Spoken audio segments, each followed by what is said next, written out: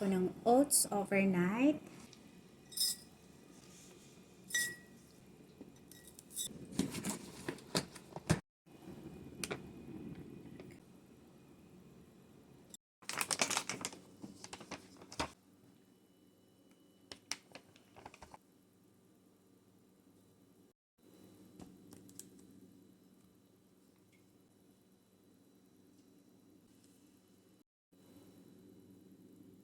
Honey.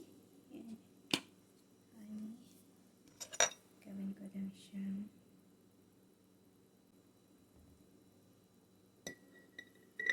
Soy milk. Just to cover. Ganyan lang siya.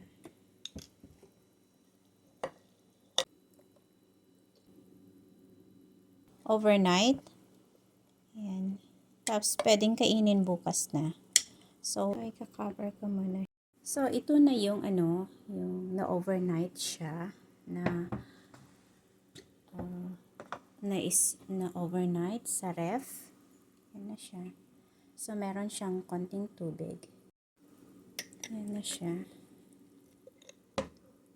So, i-mix lang natin.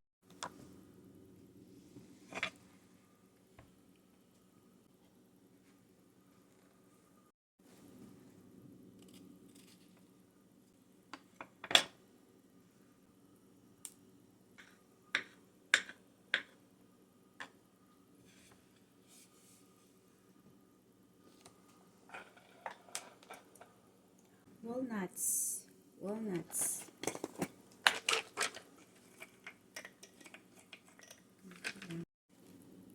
Pecans.